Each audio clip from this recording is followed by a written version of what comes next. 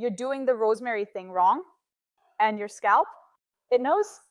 There's a famous recipe floating around. Half a cup of castor oil, half a cup of coconut oil, 10 drops of rosemary oil. That's not hair care, that's salad dressing. Here's the truth. You're using 0.2% rosemary oil when studies that worked use 2%. That's 10 times stronger than what most of us are putting on our heads. So no, your oil isn't bad. What? It's just too polite. In clinical trials, rosemary oil went head-to-head with minoxidil. And guess what? It worked. But only when used daily, not once a week when you remember.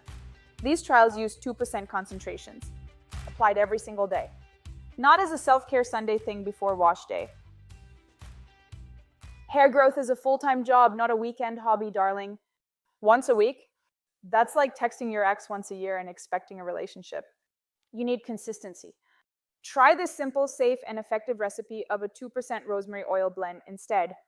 Every day, leave overnight. Massage it in like you mean it. Don't want oil? Don't want to wash your head every day? You're not alone.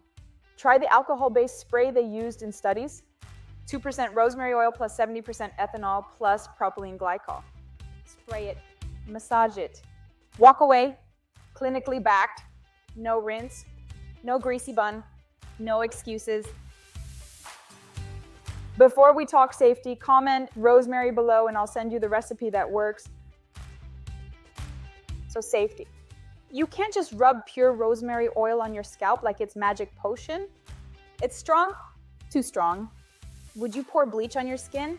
Exactly. Patch test. Dilute. Be smart, not just natural. So if you're still waiting for regrowth from a 0.2% weekly drizzle, it's not gonna happen. Level up your mix. Get clinical. Be consistent. Your scalp isn't broken, it's just waiting for the right signal.